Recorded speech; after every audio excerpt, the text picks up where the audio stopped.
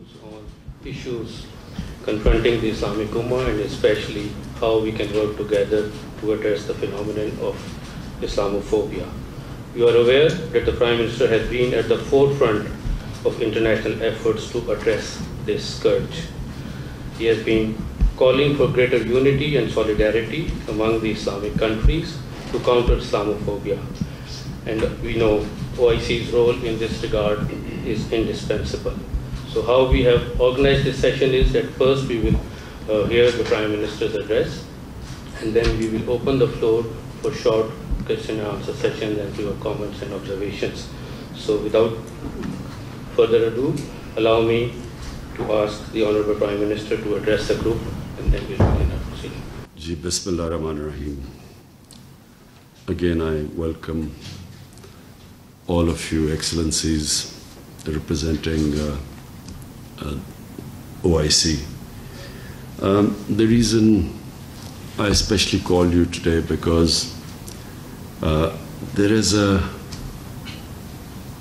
level of Islamophobia has increased all over the world, and you have seen the way they have, the gulf is widening. I decided when I became the Prime Minister that I would do my best to bridge this gulf which was increasing between the Muslim world and the Western world. Under freedom of expression, it was okay to ridicule or mock our Holy Prophet, peace be upon him. And in the Islamic countries, they felt that it was a deliberate attempt to insult us, to abuse us Muslims. They did not understand the Western mindset, and the Western mind did not understand the love and affection, the reverence we have for our Holy Prophet. And so what would happen is, because we, the Muslim countries, did never make a concerted effort to try and make them understand what we felt, what we feel for our Prophet. Because they do not treat religion like we treat religion. Every few years, there is some sort of comment, caricatures, some book which insults our Holy Prophet. There's a reaction in the Muslim world. The Western world then says they are very narrow-minded, they do not understand freedom of expression, they don't understand our values. And this cycle keeps going on and on. The primary target of Muslim countries getting together, the target is the Western audience and the Western heads of states. And what are we trying to tell them? We are trying to tell them two things. One, that Prophet Muhammad sallallahu alaihi wasallam is someone who lives in our hearts, and hence, and we love and respect and revere him, and under the garb of freedom of expression, any insult to him, any ridiculing him or mocking him, hence our reaction. And so the Western people and the Western governments we need to have a dialogue and explain this to them, because they don't understand. I know Western societies.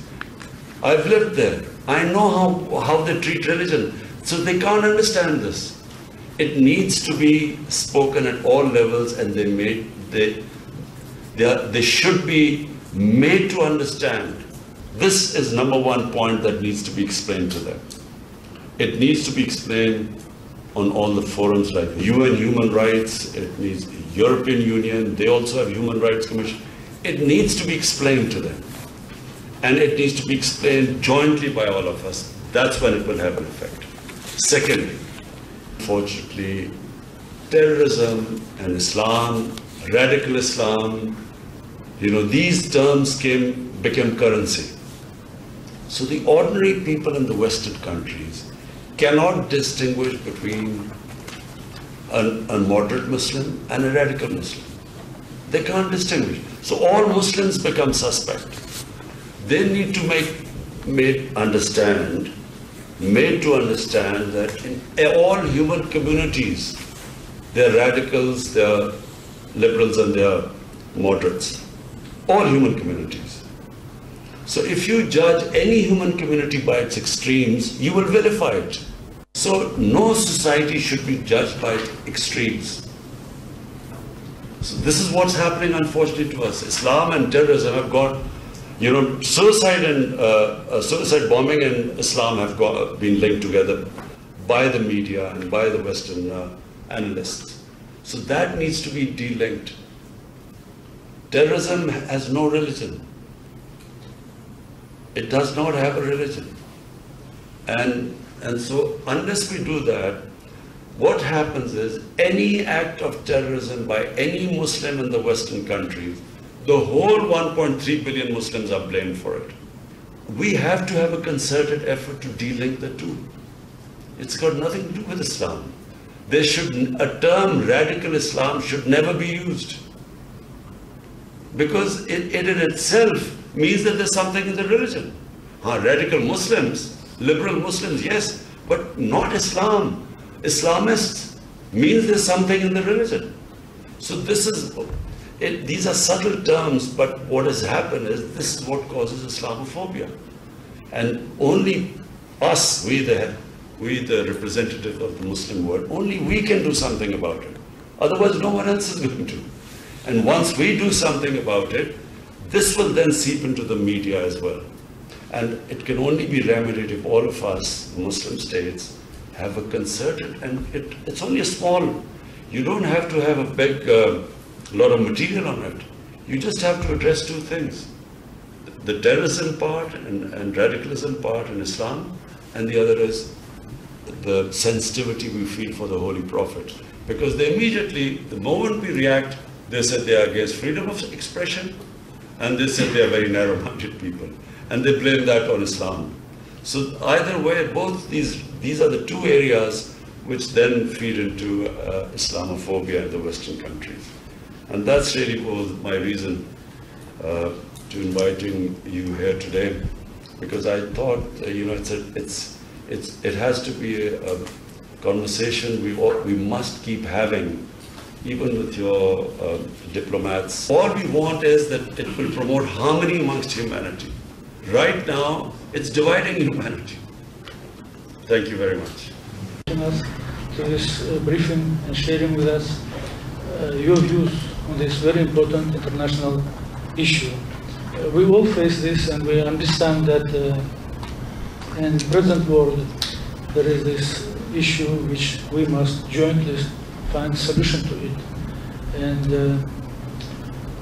I think all colleagues will support you. We must explain to international community the difference between Islam, real Islam, and extremism, religious extremism, and terrorism. There is a big difference, and we must jointly explain this. And I want to thank you for sharing with us this and calling us and raising this issue. And I'm sure my colleagues will share this information about this meeting with their capitals, and also will share with us here their views on this. Thank you very much. Turkey in this regard proudly plays its part both bilaterally and multilaterally. We welcome and endorse the step the OIC foreign ministers earlier took in Niamey. We are closely working with the UN delegation of Brotherly Pakistan with a view to furthering the relevant OIC decisions with the United Nations bodies. We appreciate the efforts of Pakistan leading this initiative from the front very much. It's my pleasure and my honor to be here with this meeting, and thanks Mr. Prime Minister to this very important meeting because we are now waiting what they want to do from the Western country. They work all together against any country for the OIC. It's very important to do like him together, by media, by dialogue, by anything. And I want to thank Mr. Prime Minister support to Palestine and convey warm regards from His Excellency Mahmoud Abbas, the President of Palestine, and warm regards from Al-Aqsa. It's for all the Muslims. Thank you. Bismillah ar-Rahman ar-Rahim. Assalamu alaikum. Thank you, Excellency. I am Ibrahim, Ambassador of Jordan. And let me seize this opportunity to extend our thanks to His Excellency Prime Minister, who is seizing any opportunity to address the Islamophobia issue in any kind of international forum. This is well appreciated. Jazakallah khair. I believe that the media plays a very big role in this, and of course it needs a very big efforts and a collective efforts all together as Ummah. If I may say that just after the millennium and in year 2002, King Abdullah II took an initiative and we have released a message. It was a product of months of meetings from different countries, ulama, scholars in general. It was showing the moderate Islam. Thank you. Excellencies, thank you very much for the initiative and also for the invitation extended to us to hear your briefing. Certainly, Indonesia is also on the same planes. We are supportive of the initiative of Pakistan through the OIC, and there's numerous resolutions already been adopted by the OIC, and it serves as a good platform to way forward. And I think there are two things that we need also to underscore in trying to make known to the public that with regard to our effort. One, many already mentioned about the important involvement of media. This is something that's very important. I understand it is not easy. We've been trying also to ask media to arrange meetings among media with the objective that they would come up with a code of conduct which inspire them how to be sensitive of other religions or other important issues. But I guess it is worth also contemplating once again to organize a meeting, among journalists, inviting journalists. So hopefully they would be able to come up with some sort of like a code of conduct for their further preference. There is a lot of interfaith dialogue already been organized involving interfaith leaders in the West, also in the Muslim world.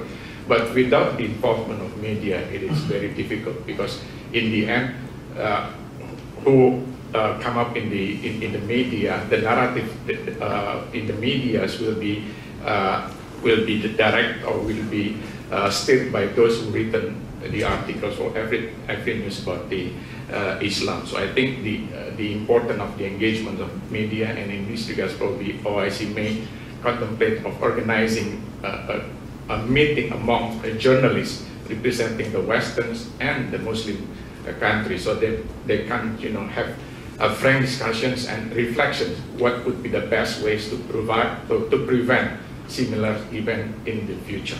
So Prime Minister, thank you so much for your brief sharing with us this really important issue. As my brother, the Ambassador of Turkey mentioned, the most important thing is to working on the OIC and the United Nations. And I think we should have a roadmap from now, put our efforts on it. Since the UAE will be next year a member of the Security Council of the United Nations, and also the next foreign minister meeting for the OIC will be in Islamabad. So I think we have a great opportunity to put our effort on that and working together, and make sure all of us in this room with Pakistan, supporting Pakistan in this effort, supporting you, Excellency, on this, leading the effort to support that. Assalamu alaikum warahmatullahi wabarakatuh. Thank you, Mr. Prime Minister, for sharing with us your most pertinent thoughts and views and ideas about this very important issue, not only to Pakistan, but the whole of Muslim world. You will recall, sir, that it was just about 2 years ago, in this very room, that you and my former Prime Minister, Dr. Mahathir Mohamad, had a very important discussion on this, among others, this particular issue.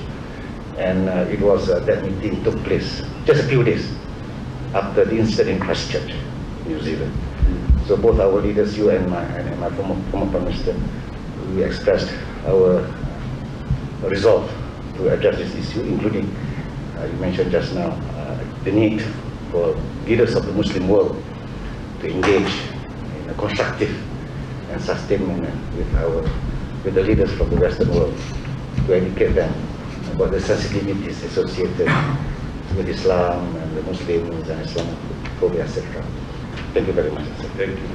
First, I want to convey the congratulations of Fadilat al-Imam al-Akbar Sheikh al-Azhar to Your Excellency for the month of Ramadan, and also for your efforts countering the Islamophobia, and your message to him has been very well received the last month, and I think there is a sort of dialogue going on concerning your message.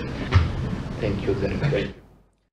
वज़ीर-ए-आज़म इमरान खान की OIC के सफ़ीरों से गुफ्तगू हुई है। उन्होंने Islamophobia पर बातचीत की। इस्लामोफोबिया के ख़ात्मे के लिए इज्तिमाई काविशों की ज़रूरत है। वज़ीर-ए-आज़म इमरान खान की जानिब से ये कहा गया। उन्होंने मज़ीद कहा कि OIC इस्लाम के सही तशख़्ख़ुस और अमन के पैगाम को उजागर करे। पाकिस्तान बैनुल मज़ाहिब हम आहंगी के लिए कोशिश कर रहा है। इस्लामोफोबिया से बैनुल मज़ाहिब नफ़रत को हवा मिलती है।